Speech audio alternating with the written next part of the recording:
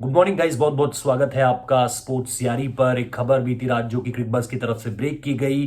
दो खिलाड़ियों का नाम सीधे तौर पर लिखा गया है 24 तारीख को, जो साउथ अफ्रीका पहुंचेंगे, टू बी वेरी प्रिसाइज ब्लूमफॉन्टेन पहुंचेंगे, जहां पर 19 तारीख को ही जो इंडिया ए टीम है जिसको प्रियांक पांचाल लीड कर रहे हैं वो पहुंच चुकी है।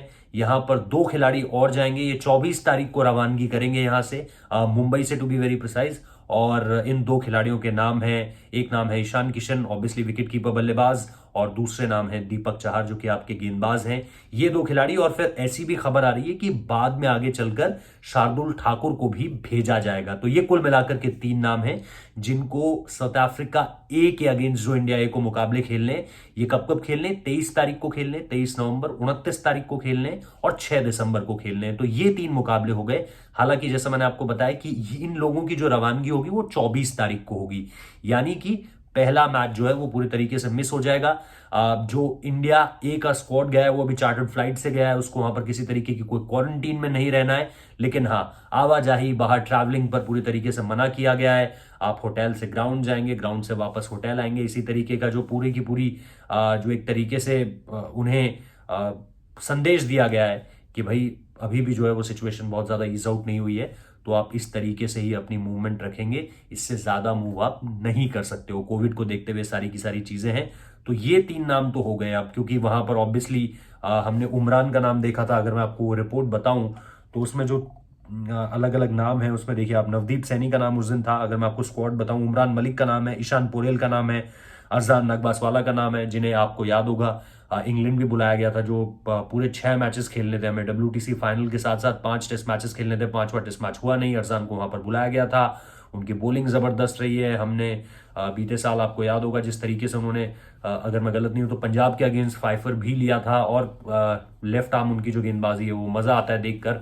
वहां पर भी उन्होंने जो इन स्विंगर्स डाली थी वो अगर आपको ध्यान में हो तो बड़ा जबरदस्त उनकी गेंदबाजी रही थी।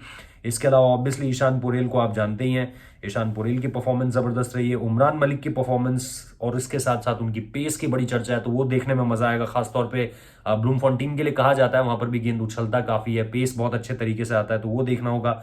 नवदीप सैनी के लिए ऑब्वियसली बहुत बड़ा टूर है, ऑस्ट्रेलिया में इंजरी की वजह से वो आगे नहीं बढ़ पाए, फिर उसके बाद टीम इंडिया में उस तरीके से मौका नहीं मिला, RCB में उन्हें मौका नहीं मिला है। मेगा ऑक्शन आ रहा है, परफॉर्मेंस आएगी तो उनके लिए बहुत जबरदस्त होगा ये। तो ये चार नाम आपको मिल जाते हैं गेंदबाजी में, तेज गेंदबाजी तक की जहां तक बात है, और उसमें दीपक चाहर को आप ऐड कर लीजिए। तो दूसरे गेम से वो भी आपके लिए अवेलेबल होंगे, क्योंकि उन लोगों की उड़ान ही 24 तारीख से, और 23 तारीख से जो है इंडिया ए साउथ अफ्रीका ए के खिलाफ अपना पहला मैच जो है ब्लूमफॉन्टेन में खेल रही होगी। यहीं पर तीनों के तीनों मुकाबले आपको खेलने हैं। उसके अलावा जैसा मैंने कहा कि उपेंद्र यादव एकमात्र जो है वो वाहिद विकेटकीपर बल्लेबाज हैं, और उनकी भी जबरदस्त, आपको मैं बताऊं कि विजय हजारे में दिल्ली के ही अगेंस्ट उन्होंने जबरदस्त पारी खेली थी। कुछ 112 रन उन्होंने बनाए थे, 110 से ऊपर रन उन्होंने बनाए थे, और कुछ 101 गेंदों में बनाए थे। तो हार्ड हिटिंग बल्लेबाज कहा जाता है, उत्तर प्रदेश से है। और आपको याद होगा, अगर आपको याद नहीं है तो मैं आपको बता दूं कि क्वार्टर फाइनल्स में उन्होंने जो है वो कर्ण शर्मा के साथ आई थिंक 15-16 ओवर अभी हुए थे, 60 पर 4 विकेट गिर चुके थे, 60 के राउंड स्कोर था, और इन्होंने आकर फिर जो है वो कम से कम 120 से ऊपर की पार्टनरशिप जो है वो कर्ण शर्मा के साथ लगाई। उसके बाद एक और इन्होंने क्लोज टू 80-90 की पार्टनरशिप लगाई, और अल्टीमेटली जो है दिल्ली को वो मैच, दिल्ली को ऑब्वियसली हरा, उनकी उस पारी ने वो मैच हरवा दिया। उत्तर प्रदेश को उन्होंने जिताया अपनी उस पारी की बदौलत, और जो सुपर पारी खेली। उसके बाद उन्होंने गुजरात के अगेंस्ट सेमीफाइनल में जबरदस्त पारी खेली, 30-40 रन की पारी थी। विकेट कीपिंग भी जबरदस्त है, जो मैं मैच बता रहा हूं दिल्ली वाला, उस मुकाबले में भी उन्होंने जिस तरीके से कैचेस भी लिए, उसके बाद उन्होंने 2-3 कैचेस भी लिए थे, मैन ऑफ द मैच चुने गए। मुंबई के अगेंस्ट फाइनली जो है उस तरीके से यूपी एज ए टीम नहीं परफॉर्म कर पाई, मुंबई चैंपियन बनी। पृथ्वी शॉ का जबरदस्त उसमें परफॉर्मेंस था, वो आपको याद होगा। तो ये उपेंद्र यादव के बारे में कुछ जानकारियां हैं, और यूपी के लिए एक जबरदस्त बल्लेबाज है, इनके नाम की बड़ी चर्चा है।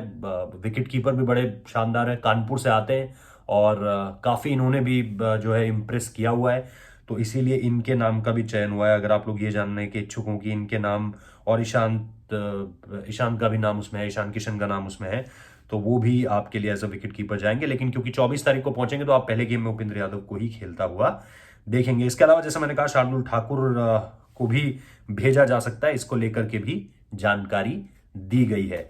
तो ये एक अपडेट थी जो आप लोगों के साथ साझा करनी थी। ऑब्वियसली 24 तारीख को है, इसका मतलब T20 सीरीज पूरी तरीके से खत्म हो चुकी होगी। अभी दोनों के दोनों खिलाड़ी जो हैं वो कोलकाता पहुंच चुकी है टीम, हमें ये पता है।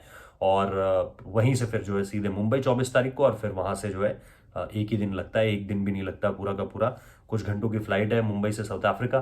तो वहां पर अब आप इन दोनों खिलाड़ियों को देख पाएंगे।